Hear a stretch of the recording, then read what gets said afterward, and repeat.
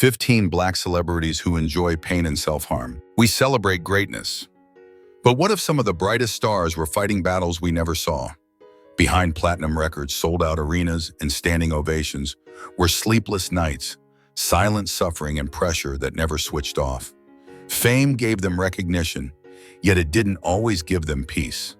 Tonight on Black Excellence Legends, we look past the spotlight and into the human stories, not to judge but to understand. Because sometimes the strongest people are the ones hurting quietly.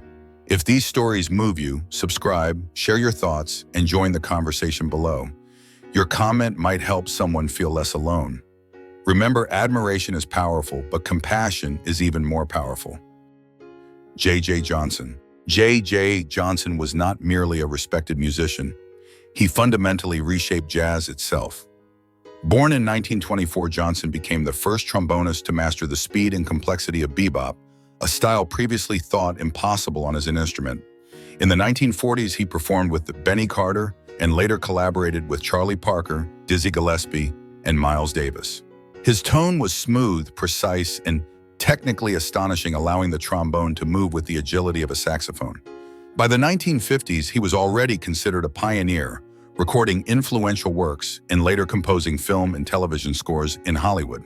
To the public, Johnson appeared disciplined, intellectual, and emotionally contained, a man guided by order and control. However, the final chapter of his life revealed a much quieter struggle. After decades of routine built around rehearsals, travel, and performance, Johnson gradually withdrew from touring in the late 1980s. Music had structured nearly every day of his adult life, and retirement created an unexpected emptiness. In 1995, he was diagnosed with prostate cancer, a development that deeply affected him. Friends later described how the possibility of prolonged illness dependency and physical decline troubled him more than the diagnosis itself. Instead of leaning heavily on others, he increasingly isolated himself. His habits slowly changed. He spent long stretches alone, neglected meals, and relied more heavily on cigarettes and alcohol. These actions were not dramatic or attention-seeking. They were quiet signs of a man losing the structure that once anchored him. Johnson had previously overcome heroin addiction earlier in his career, demonstrating immense resilience, yet aging and illness introduced a different kind of fear: the loss of autonomy. In February 2001, at the age of 77, J.J. Johnson ended his life. His death shocked the jazz community because his public image had never suggested such despair. What his story reveals is not weakness, but the complexity of human endurance. Even individuals who build legacies admired worldwide can struggle when purpose fades and illness threatens independence. Johnson's musical contributions remain monumental. He elevated an overlooked instrument and influenced generations of musicians. Yet his life also offers a humane reminder: strength does not always mean facing suffering alone. Sometimes courage is found in allowing others to help carry the weight we cannot hold by ourselves. Dave Duerson. Dave Duerson built his reputation on discipline and intelligence long before the public ever associated his name with tragedy. Born in 1960, he rose from Indiana to become an All-American at Notre Dame and later a standout safety in the National Football League. During the 1980s, he played for the Chicago Bears' legendary defense, earning 4 Pro Bowl selections and helping secure a Super Bowl 20 championship. Teammates described him as methodical and analytical, a player who studied offensive schemes obsessively and rarely relied on raw aggression alone. After retiring, he appeared to transition successfully into business, even founding a sports-related company and remaining active in community initiatives. Yet football carried an invisible cost. Over the years, Duerson absorbed thousands of collisions at high speed, many occurring in an era when long-term head trauma was poorly understood. By his 40s, family members and colleagues noticed troubling changes: memory loss, intense headaches, sudden anger and emotional instability. Financial stress and personal setbacks deepened the pressure. Rather than seeking consistent medical help, Duerson leaned into the mindset that had defined his career: endurance. He drove recklessly, avoided treatment, and resisted the idea that anything was wrong. The same toughness that once made him successful gradually isolated him.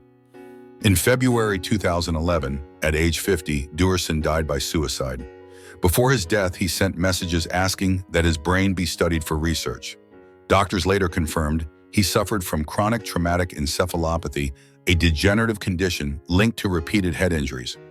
His final decision helped scientists better understand the neurological effects of professional football and intensified national discussion about player safety. Durson's life reflects a painful paradox. Society often praises strength while overlooking its consequences.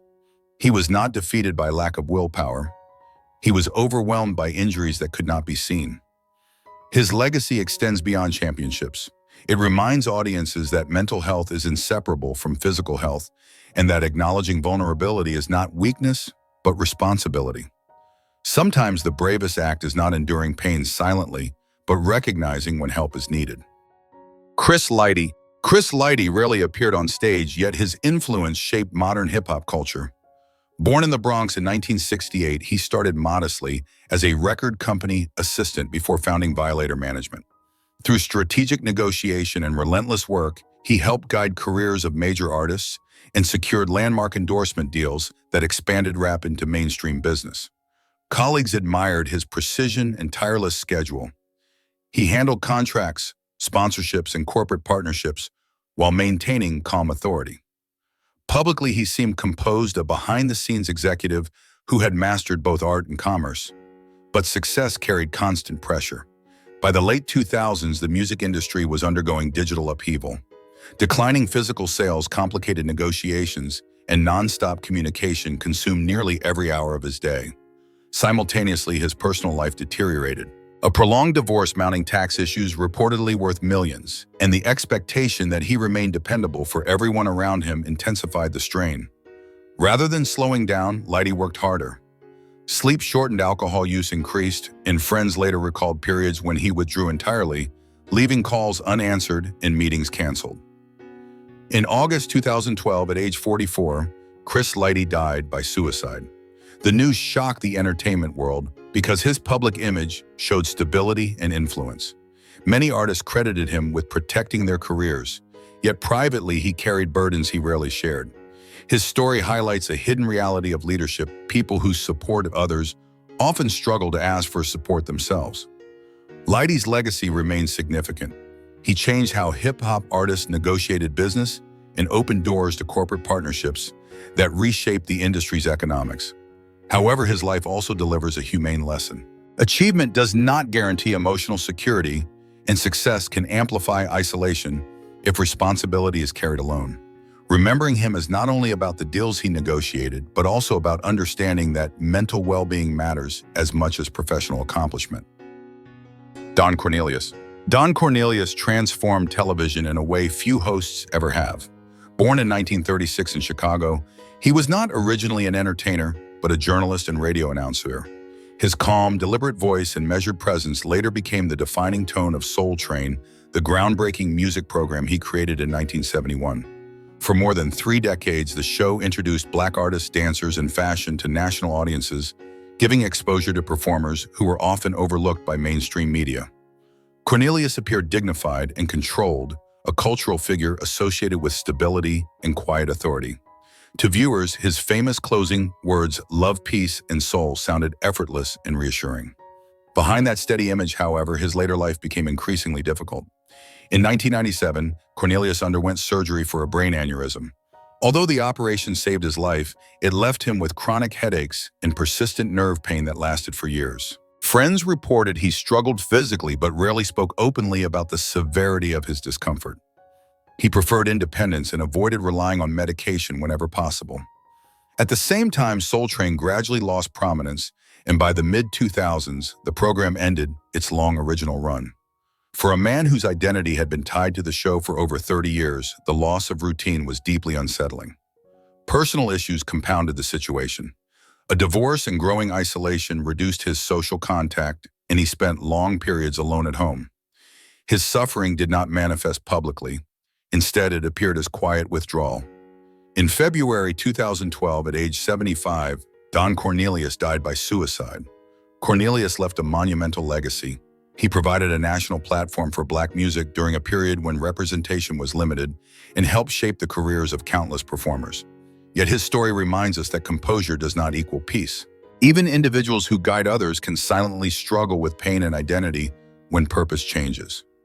His life offers a compassionate lesson. Checking on someone's well-being matters even when they seem strong. because dignity often hides hardship. Richard Pryor. Richard Pryor reshaped comedy by removing the distance between performer and audience. Born in 1940 in Peoria, Illinois, he grew up in poverty and instability, experiences he later transformed into raw confessional humor. By the 1970s, he had become one of the most influential stand-up comedians in America, speaking openly about race addiction, fear, and vulnerability. Unlike traditional performers, Pryor did not simply tell jokes, he narrated his own life, often exposing painful memories in front of crowds. His honesty earned admiration and commercial success, including hit comedy albums and major film roles. Yet the same intensity that fueled his brilliance also deepened his personal struggles. Pryor battled substance addiction for years, particularly with cocaine. Fame magnified both his access and his isolation. Friends recalled extreme mood swings, reckless behavior, and a constant search for relief from internal turmoil. He sometimes took dangerous risks, riding motorcycles at high speed and ignoring physical safety. Comedy allowed him to process trauma, but it did not remove it. In 1980, his crisis reached a shocking point. While under the influence of drugs, Pryor poured alcohol or fuel on himself and set his body on fire. He suffered severe burns across much of his torso and required months of painful recovery and rehabilitation. The incident stunned the public and exposed the depth of his addiction and emotional distress. Remarkably, he later returned to performing, even incorporating the event into his comedy as a form of confrontation and healing. Over time, Pryor entered treatment and worked to rebuild his life, though long-term health complications followed, including multiple sclerosis. He died in 2005 at age 65 from cardiac arrest. Pryor's legacy remains enormous. He influenced generations of comedians and changed the tone of American humor. His life carries an important humane message. Laughter can coexist with suffering, and public success does not erase private battles. True strength is not pretending pain never existed, but facing it honestly and seeking help before it consumes everything else. Donny Hathaway. Donny Hathaway possessed one of the most emotionally expressive voices in soul music. Born in 1945 in Chicago and raised in St. Louis, he developed his musical foundation in church mastering, piano arranging, and composition before fame arrived.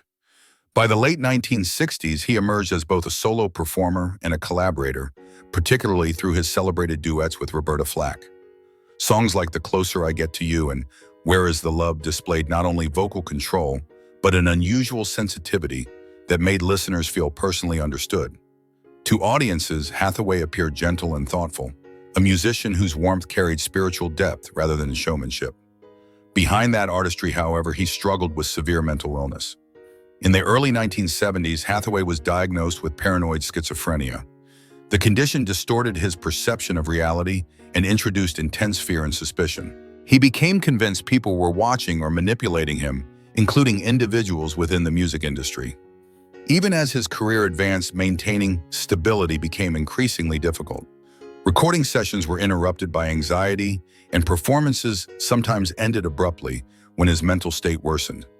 Rather than withdrawing completely, Hathaway often forced himself to continue working, hoping routine would restore control. Instead, isolation grew. He sometimes locked himself in hotel rooms for days, refused to answer calls, skipped meals, and slept irregularly. Hospitalizations occurred periodically, but lasting treatment remained inconsistent. Friends described moments of clarity followed by deep distress. His behavior was not attention-seeking. It reflected a mind struggling against overwhelming thoughts he could not quiet. In January 1979, at age 33, Donny Hathaway died after falling from a hotel window in New York. His death shocked the music world and left lasting questions about mental health awareness in an era when psychiatric care carried heavy stigma. Hathaway's recordings remain timeless, still studied for their musical sophistication and emotional honesty. His life teaches an important humane lesson. Extraordinary talent does not protect someone from psychological suffering. Compassion, treatment, and understanding matter as much as admiration. Remembering him means not only honoring his music, but recognizing the importance of supporting those who silently battle within themselves. Phyllis Hyman. Phyllis Hyman stood out for elegance and vocal precision. Born in 1949 in Philadelphia, she developed a rich contralto voice that blended jazz sophistication with soul emotion. By the late 1970s, she had become known for recordings such as You Know How to Love Me, and later Living All Alone songs marked by control, poise, and emotional maturity. On stage, she appeared calm and confident, a performer who rarely displayed excess theatrics. To audiences, she represented grace and professionalism, someone fully in command of her craft. Privately, her reality was far more complicated. Hyman lived for years with severe depression and bipolar disorder at a time when mental health conditions were poorly understood and often stigmatized. As her career fluctuated, she internalized disappointment, deeply interpreting professional setbacks as personal failure. Instead of openly discussing her struggles, she withdrew emotionally. Close relationships became strained, and long periods of isolation followed. Her coping methods gradually became harmful. She relied heavily on prescription medication to manage anxiety, and sleep and alcohol increasingly accompanied those efforts. Though she continued performing and recording, the emotional weight remained. Friends recalled that she worked tirelessly, but offstage she often felt invisible and exhausted. Public appearances masked private pain, and her polished demeanor concealed deep vulnerability. In June 1995, at age 45, Phyllis Hyman died from an overdose of prescription drugs. The news stunned fans who associated her voice with composure and strength. Many later recognized how successfully she had hidden her suffering. Hyman's legacy endures through music that still resonates with listeners facing heartbreak and loneliness. Her life offers a humane reminder that mental illness can exist behind even the most composed exterior. Kindness and attentive listening can make a profound difference. Celebrating her today means acknowledging both her artistry and the importance of compassion toward those whose struggles are not immediately visible. Tamar Braxton. Tamar Braxton grew up surrounded by music long before she became a public figure herself. Born in 1977, she first gained recognition singing with her sisters, before eventually stepping into a solo career that showcased a powerful contemporary R&B voice. Her visibility expanded dramatically through reality television, especially Braxton Family Values, where audiences saw her outspoken humor, confidence, and emotional honesty. To viewers, she seemed fearless, someone comfortable sharing her life openly and handling criticism with sharp wit and energy. Yet constant exposure carried consequences. Reality television blurred the boundary between performance and private life. Every disagreement, personal mistake, and emotional reaction became public discussion. Social media intensified that pressure. Online commentary followed her daily, often harsh and relentless. Instead of stepping away, she pushed herself to stay visible, filming, recording, touring, and engaging online almost without rest. Sleep patterns deteriorated, and emotional exhaustion became routine. Behind the scenes, personal difficulties added weight. Relationship struggles, a highly public divorce, and professional setbacks contributed to deep stress. Friends later described periods where she felt overwhelmed but reluctant to withdraw because her career depended on constant activity. The expectation to remain entertaining at all times turned vulnerability into a performance obligation. In 2020, Braxton was hospitalized after an overdose during a period of severe depression. She survived and later spoke openly about the importance of therapy, emotional support, and boundaries. Her willingness to discuss mental health publicly helped shift conversations about the pressures of fame and the dangers of internalizing distress. Braxton's story demonstrates that self-harm does not always appear in silence. Sometimes it unfolds in plain sight through overwork, emotional exposure, and the belief that strength means continuing without pause. Her later advocacy highlights a humane truth: asking for help is not a sign of weakness, but an act of self-preservation. By acknowledging her struggles, she offered others permission to do the same. Fantasia Barrino. Fantasia Barrino's rise to fame happened almost overnight. Born in 1984 and raised in difficult circumstances, she gained national attention after winning American Idol in 2004. Her voice, raw, gospel-rooted, and emotionally direct, resonated deeply with audiences. She quickly recorded successful albums and began touring extensively. To many fans, her story represented resilience, a young woman overcoming poverty and hardship through talent and determination. However, sudden success brought overwhelming responsibility. Barrino was still very young, yet she faced financial obligations, public scrutiny, and intense expectations simultaneously. As a single mother, she also carried family responsibilities while adjusting to celebrity life. Rather than slowing down, she accepted demanding schedules, performing frequently, and pushing herself to meet every obligation. Emotional stress accumulated quietly beneath her outward strength. Personal challenges compounded the pressure. Public controversy, relationship problems, and legal concerns became widely reported, magnifying feelings of shame and exhaustion. Barrino later admitted she internalized blame and believed she deserved suffering. That mindset led her to remain in damaging situations and overwork herself physically and emotionally. In 2010, she was hospitalized after an overdose of prescription medication during a period of severe emotional distress. She recovered, but the incident marked a turning point. Continued strain eventually affected her voice, forcing her to cancel performances and confront limits she had ignored. Over time, she sought therapy, leaned on faith, and began establishing healthier boundaries between work and personal life. Barrino's journey reflects a broader lesson. Resilience should not require self-punishment. Her career continues, and her performances now carry deeper reflection rather than constant urgency. Her experience encourages empathy toward those navigating sudden fame and emotional burden. True strength, her life suggests, comes not from enduring pain endlessly, but from choosing healing and self-respect even after public struggle. Cheslie Kryst. Cheslie Kryst represented a modern image of achievement.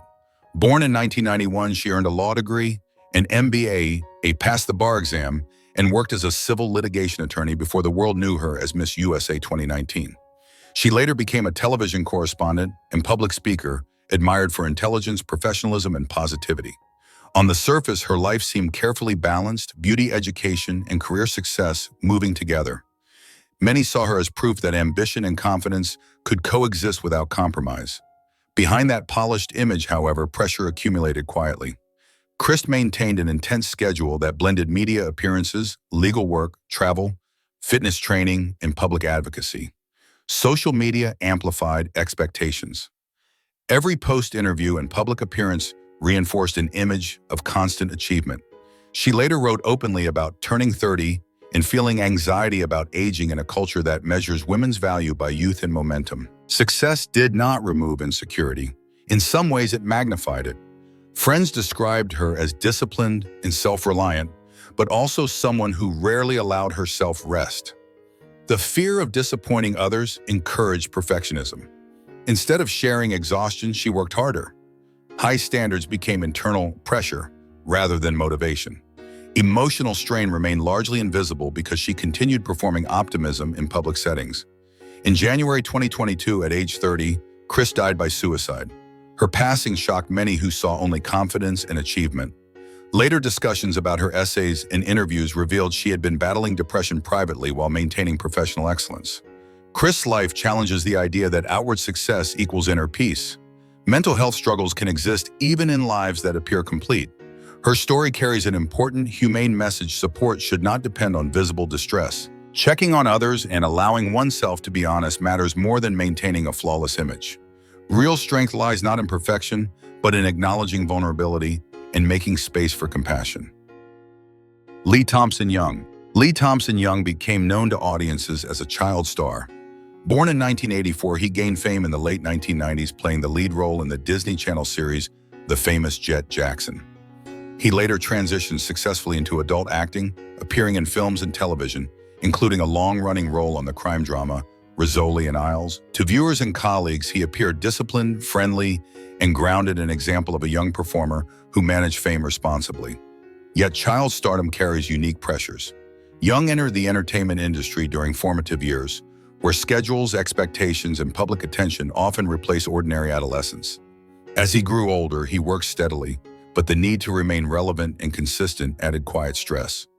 Unlike the instability often associated with fame, his struggle was internal rather than chaotic. Young lived with bipolar disorder, a condition involving cycles of depression and elevated mood. While he continued working professionally, depression periods became increasingly severe. Colleagues later recalled he was thoughtful in private, someone who preferred handling problems alone.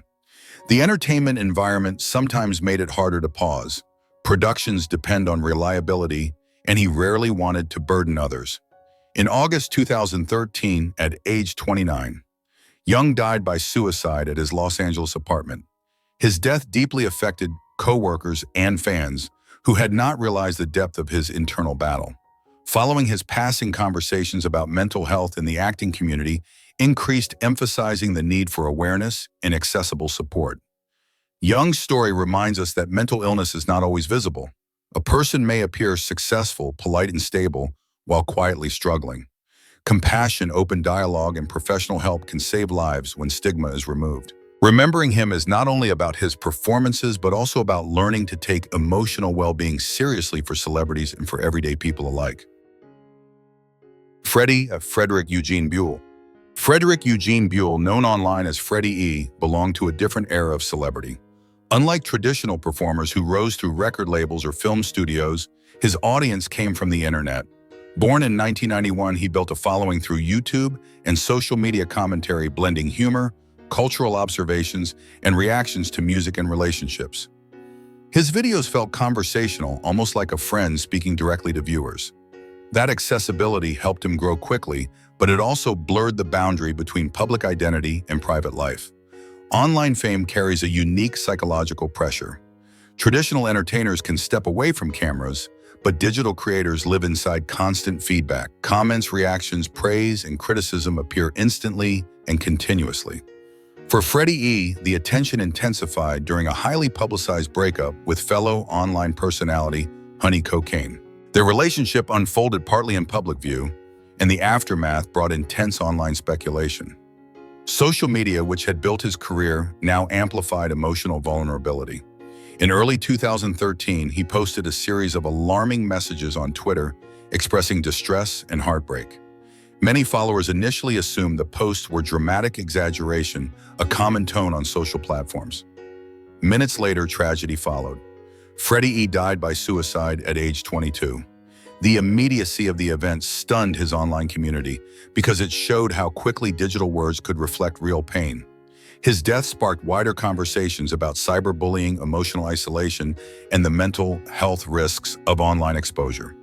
Internet personalities often appear confident and expressive, yet they may lack the support systems that surround traditional celebrities. Freddie's story revealed how public attention can intensify private heartbreak instead of relieving it. There is an important humane lesson in remembering him. Online interaction is still real, human interaction. Words typed casually can affect someone deeply. Empathy must extend beyond face-to-face communication. Fame, especially digital fame, does not replace connection. Sometimes a person surrounded by thousands of followers may still feel profoundly alone, and a moment of kindness can matter more than we realize. Sean Levert. Sean Levert was born into musical legacy. As the son of Eddie Levert Sr., the lead singer of the O'Jays, he grew up around recording studios, touring schedules, and professional expectations. In the 1980s and 1990s, he performed alongside his brother Gerald Levert and friend Mark Gordon in the R&B trio Levert. Their harmonies, polished stage presence, and romantic ballads brought chart success, including albums that reached the Billboard R&B rankings and a devoted fan base. Unlike sudden fame, Sean's career developed inside a family tradition. Music was not just a profession, it was identity and heritage. However, the same legacy also created pressure. Living in the shadow of a legendary father and a highly visible group demanded consistency and discipline. As the group's popularity shifted in the 2000s, personal and legal challenges affected his life offstage. In 2008, while serving a short jail sentence related to unpaid child support, Sean Levert experienced severe medical complications. Reports indicated he had been given medication while in custody and later developed extreme distress. He died at age 39 inside the facility. His passing led to public concern about jail medical oversight and detainee care. His family pursued legal action, arguing negligence contributed to his death. Sean's story differs from typical narratives of downfall. He remained musically talented and respected, yet circumstances beyond performance affected his final chapter. His death also highlighted how health issues and institutional environments can intersect tragically. Remembering Sean Levert carries a humane reflection: people are more than their mistakes or legal troubles. Every individual still deserves medical care, dignity, and protection. His legacy lives through recordings and through the larger conversation his passing created about accountability and compassion within correctional systems. Whitney Houston. Whitney Houston's voice was once described by critics as one of the most technically precise and emotionally resonant instruments in modern music. Born in 1963 into a family already rooted in gospel and soul, her mother, Cissy Houston, was a respected vocalist. Whitney rose quickly. Her 1985 debut album, Whitney Houston, produced 3 #1 Billboard Hot 100 singles, and her 1992 performance of I Will Always Love You from the Bodyguard soundtrack became one of the best-selling singles in history, with the album itself selling over 40 million copies worldwide. Publicly, her success looked effortless, yet the same visibility that elevated her also intensified pressure. From a young age, she was expected to embody perfection, flawless voice, glamorous image, and cultural symbolism. The entertainment industry in the late 1980s demanded constant touring media appearances and recording schedules that left little room for rest. Over time, exhaustion and scrutiny collided with personal struggles, including substance dependence that became widely reported in the 2000s. Addiction did not erase her talent, but it complicated her stability and health. Whitney's performances later in her career sometimes revealed vocal strain, not because the gift disappeared, but because the human body has limits. Years of intense touring, smoking, and substance use weakened her stamina. Friends and collaborators often describe someone sensitive and deeply emotional, affected by criticism despite her global acclaim. In February 2012, at age 48, Whitney Houston died in a hotel in Beverly Hills. The medical examiner later ruled accidental drowning with heart disease and drug use listed as contributing factors. Her story illustrates a powerful truth: success cannot shield someone from vulnerability. Fame amplifies both admiration and pressure. Whitney spent decades giving comfort to millions through songs about love, faith, and resilience, yet she herself struggled privately. Remembering her should not center only on tragedy, but on humanity. The woman behind the legendary voice needed the same compassion any person needs. Sometimes the strongest voices still carry silent battles, and listening with empathy can matter as much as applause. Tina Turner. Tina Turner's life is often framed as one of the greatest comebacks in music history, but it began in hardship. Born Anna Mae Bullock in rural Tennessee in 1939, she entered the music world in the late 1950s and achieved fame alongside Ike Turner. Their energetic performances made them major stars, yet behind the stage lights she endured years of documented physical and psychological abuse. She continued performing while hiding injuries beneath makeup and costumes, maintaining a public image of unstoppable energy. In 1976, she left the marriage with little financial security, reportedly keeping only her stage name. For several years, she rebuilt her career through small club shows, television appearances, and relentless rehearsals. That rebuilding required extraordinary endurance. She practiced choreography repeatedly, sometimes for hours, performing in high heels and maintaining physically demanding routines well into her 40s, an age when many performers slow down. Her 1984 album, Private Dancer, sold over 20 million copies worldwide and reintroduced her as a global superstar.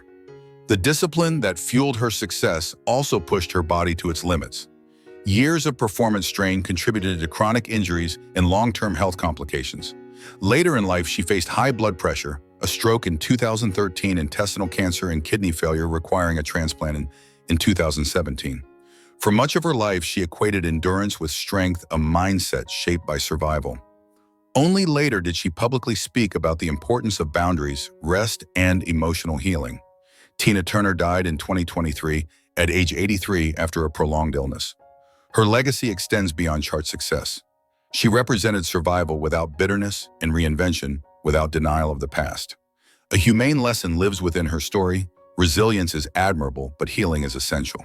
Strength is not measured by how much pain a person can tolerate, but by knowing when to choose self-preservation.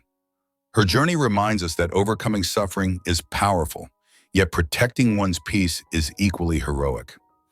These lives remind us of something uncomfortable. Talent does not cancel pain, and success does not guarantee happiness. Many of these icons gave the world music, laughter, and inspiration while privately searching for relief. Maybe the real question isn't why they struggled. Maybe it's why we expect celebrities to be unbreakable. Should society celebrate resilience only after tragedy, or should we value emotional well-being before the breaking point? Tell us what you think in the comments and continue the discussion with Black Excellence Legends. Speak kindly, listen carefully, and check on the people around you. Sometimes one conversation, one message, or one moment of empathy can change a life more than applause ever could.